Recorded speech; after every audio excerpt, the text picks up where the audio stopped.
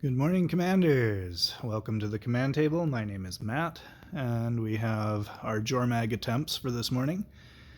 We'll go ahead and run through those quickly and show you what we've done differently with the era change and the loss of all of our power stones. But first, if you'd please be so kind as to like, subscribe, and if you want notifications when I drop new videos, be sure to hit that notification bell. And if you have any questions or comments, please feel free to leave those below. Okay, let's dive right in. This is my SR15 main profile, and I am very much missing the Berserk. It was very, very handy for clearing through.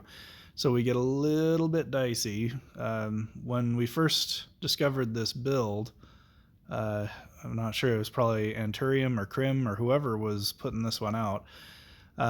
We had the Empowered Plague back 2 eras ago, and that really amped up those Eternal Champions. Then, in the next era, we had Berserk, and we were able to just crank right through without any trouble. So now we're down to basic power, attack power, power stone, whatever it is. So damage 1, I guess is what it's called. And it's a little bit slower trying to push through. I also made the observation after I did this first attempt that putting protection on my Eternal Champions, A, wasn't necessary, and B, was actually counterproductive because it mitigated some of the damage on the Eternal Champions, which reduces their damage output because the lower HP they have, the more damage they put out.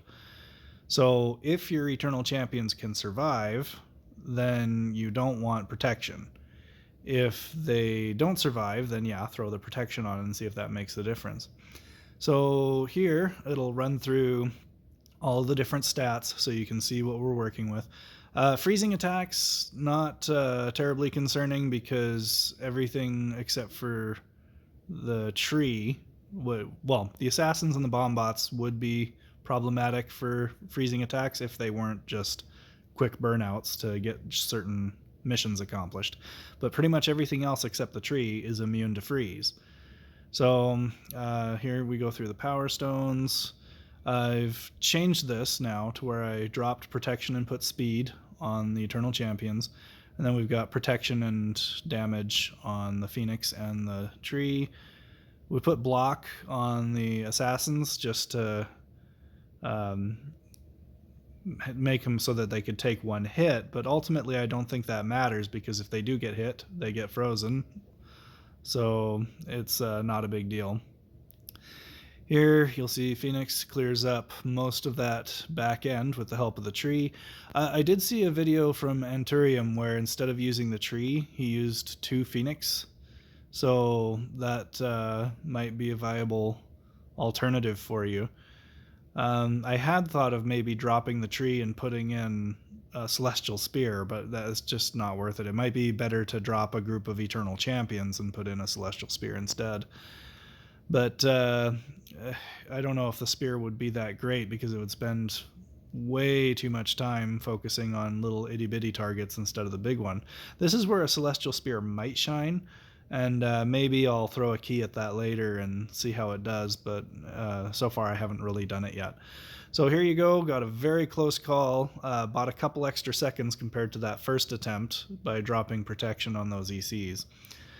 Let's see, for these last 2, I went ahead and just threw on the power elixir.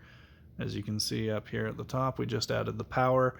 Just because it's very, very close, and I'd rather spend the, 15 gems on that elixir than have to pay 30 gems for 2 more elixirs and 40 more gems for another key if the attempt fails.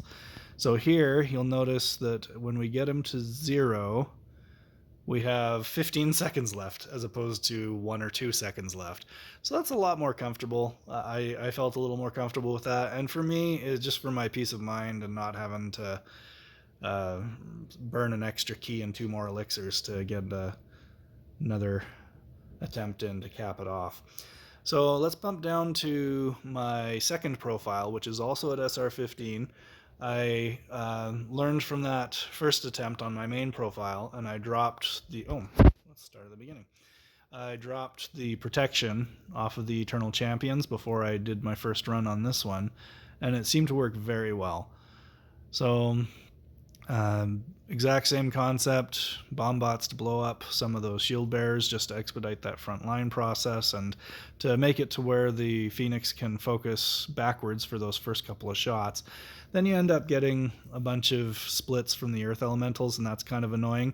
If you can resolve that, and I've tried to do that by placing the Phoenix, I tried to place it behind the tree to where the tree stops it initially and then it has to work its way around, and that keeps it further back. But I'm almost wondering if I should just start the Phoenix further back to begin with and let it come forward, and hopefully it would be closer to the back if it were placed further back. So that might be something that I mess around with.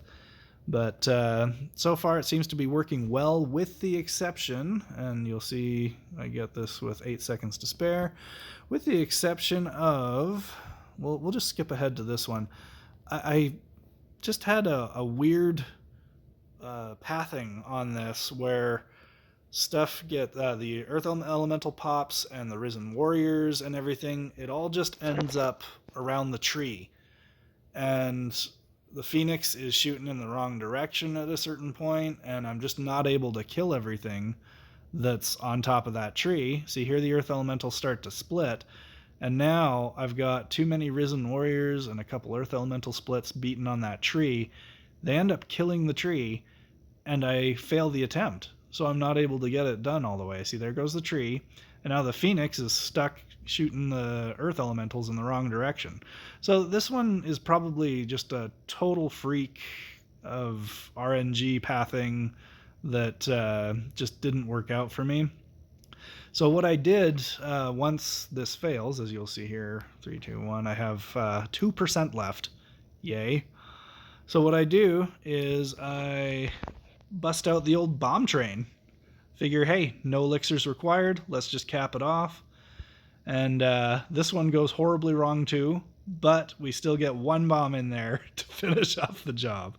So now that I have the screen recording of this attempt, I can fine-tune this bomb train so that in the event I do fail and just have a few percent left, I can get the bombs through to cap it off. So that's something to consider. If you're able to do, I mean, it takes up 2 of your maps, but oh well. It might be worth getting it dialed in again so that you can either do the 2 bomb trains per kill with 0 elixirs. That'll cost you 80 gems in terms of resources, or free if you have them on hand. But I always just try to calculate it as to what those resources are worth, even if I got them for free.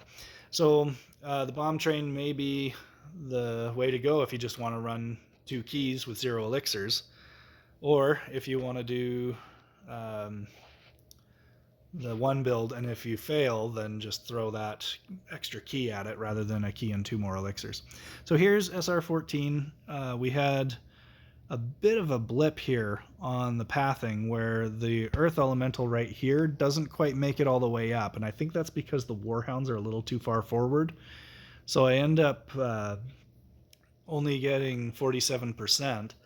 Which I'm actually thinking that it takes me 2 attempts anyway to get the boss down at this level, SR14. So here I've moved my Warhounds just a little further back, and you'll notice that that gives the Earth Elemental just half a second more to get out of the way of those bomb bots, and that seemed to solve most of the problem. I think I also moved the Warhounds on the bottom back just a little, and I forgot to put slow on my plague bearers. So yeah, here we'll just watch this one more time. The dire wolves, I moved the top ones up just a fraction of an inch, and the Warhounds were obviously moved back just a little bit, and that made for clear sailing. And look how close everything is to that pyre without slow. So I learned from that about the plague bearers. So on SR10, with this profile, I made sure I got the slow on all of my plague bearers. And yeah, this one goes off without a hitch. 0 elixirs, 1 key, 1 heart. So boom, there it goes. So yeah, don't forget slow. This one will run through the stats so you can see what my unit levels are, show you all the power stones, and run speed, because run speed is important. So you'll want to pay attention to that on your primal Warhorn. I don't put any speed power stones on the bombs. It's just easier to calibrate your primal Warhorn, because if you add the speed power stones, then that'll affect. See, I've got 15% run speed, so that's why they're a little bit more forward, because on the other profile I think I have 45% run speed, 40 to 45. So you'll notice that on the SR14 profile these couple of bomb bots are a little further back. This whole train just gets recessed a bit so that it has time to compensate for that bonus run speed. And there it goes. So anyway, that is it for today. Oh, this one, RNG facepalm, this one must have been a fail. Let's see how this one goes. Something went wrong with it. Yeah, that last bomb got caught by an Earth Elemental split, and we did not get the health all the way down. Sometimes that's going to happen. You're just going to have some random blips of RNG where it's not going to work. Something's going to shoot something or split wrong, and it's going to ruin it. But that's just life. You got to deal with it. So anyway, there it is for today. We'll see if we come up with any more fun builds, and we'll do another video. But anyway, thank you for watching this one. Please do like and subscribe, and we'll have more content for you soon. Also, check out the TCT clans. We have some spots available. We're always shuffling things around, and we will see you in the next video.